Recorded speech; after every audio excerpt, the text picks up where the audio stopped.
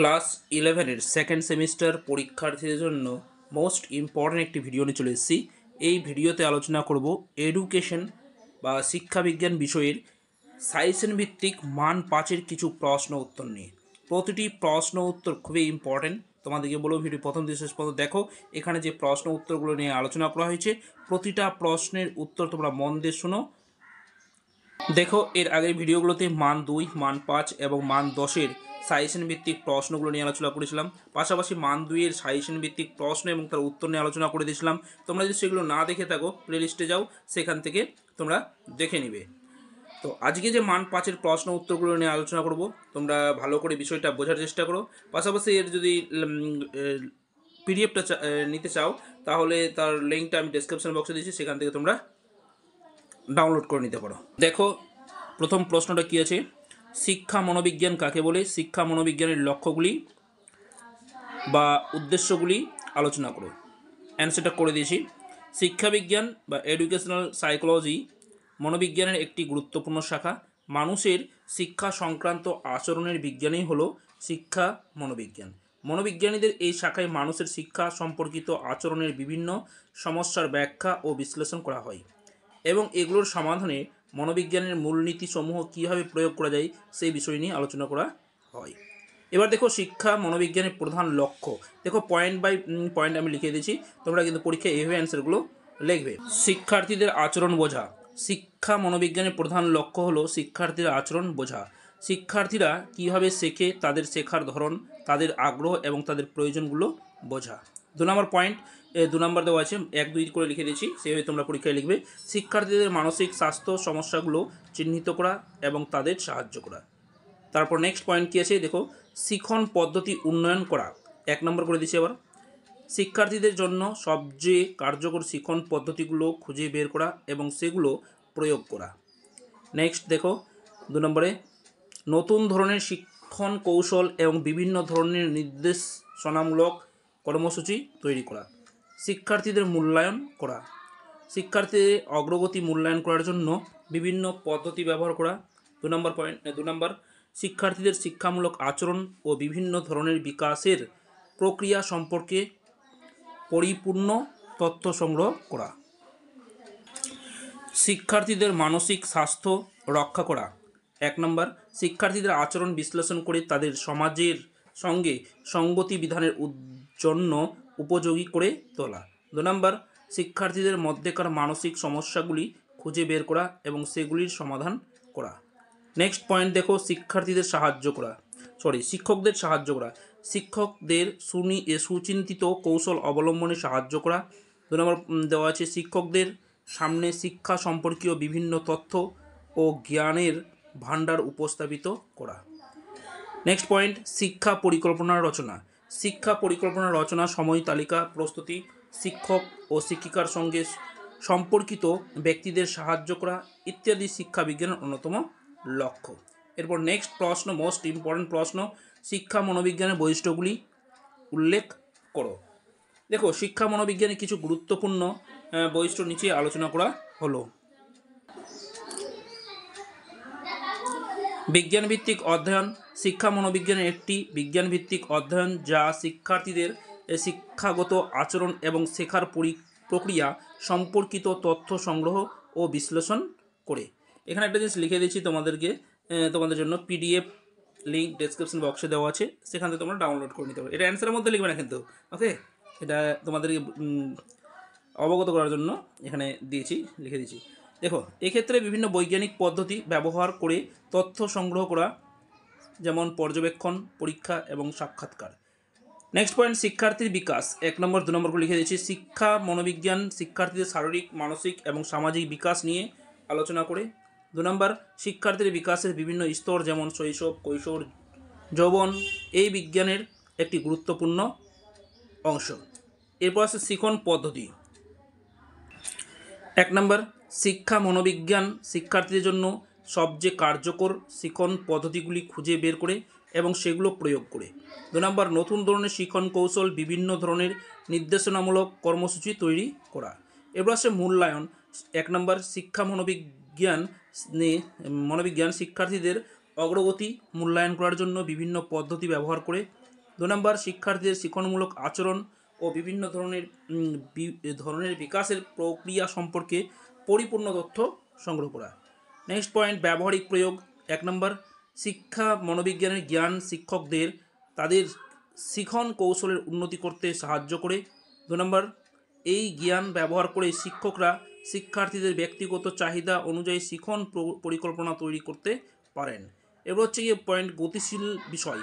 শিক্ষা মনোবিজ্ঞান আলোচনা বিষয়ের উপর যেমন শিক্ষণ, প্রেষণা, মনোযোগ, স্মৃতি ইত্যাদির উপর ব্যাপক গবেষণার ফলে নতুন তথ্য, নীতি, সূত্র আবিষ্কার হচ্ছে, যার প্রয়োগ শিক্ষা বিজ্ঞানকে আরও উন্নত ও কার্যকরী করে তুলছে। এরপর আছে ব্যক্তি স্বাতন্ত্র্য। শিক্ষা মনোবিজ্ঞান ব্যক্তি পার্থক্যকে গুরুত্ব দেয়। ব্যক্তিগত পার্থক্য একটি প্রাকৃতিক ঘটনা, তাই ব্যক্তি পার্থক্যে বিভিন্ন ধরনের শিক্ষা মনোবিজ্ঞান তার বিষয়সমূহকে পর্যালোচনা করে। নেক্সট প্রশ্ন দেখো, মোস্ট ইম্পর্টেন্ট প্রশ্ন, শিক্ষা মনোবিজ্ঞানের তাৎপর্য বা প্রয়োজনীয়তাগুলি লেখো। শিক্ষা মনোবিজ্ঞানের তাৎপর্য বা প্রয়োজনীয়তাগুলি নিচে আলোচনা করা হলো। 1 নম্বর পয়েন্ট দেখো কি আছে, শিক্ষার্থীদের আচরণ বোঝা। দেখো 1 নম্বর 2 নম্বর দিয়ে লিখে দিয়েছি।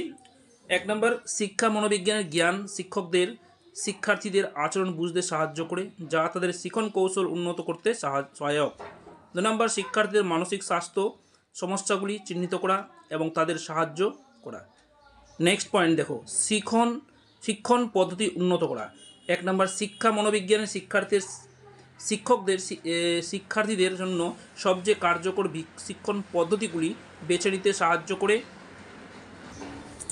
2 নম্বর নতুন ধরনের শিখন কৌশল ও বিভিন্ন ধরনের নির্দেশনামূলক কর্মসূচি তৈরি করা। নেক্সট পয়েন্ট শিক্ষার্থীদের মূল্যায়ন।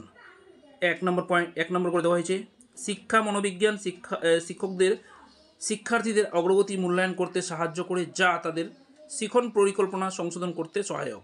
2 নম্বর শিক্ষার্থীদের শিক্ষামূলক আচরণ ও বিভিন্ন ধরনের বিকাশের প্রক্রিয়া সম্পর্কে পরিপূর্ণ তথ্য সংগ্রহ করা। নেক্সট শিক্ষকদের সাহায্য করা। 1 নম্বর শিক্ষা মনোবিজ্ঞান শিক্ষকদের সুচিন্তিত কৌশল অবলম্বনে সাহায্য করে। 2 নম্বর শিক্ষকদের সামনে শিক্ষা সম্পর্কীয় বিভিন্ন তথ্য ও জ্ঞানের ভাণ্ডার উপস্থাপিত করা।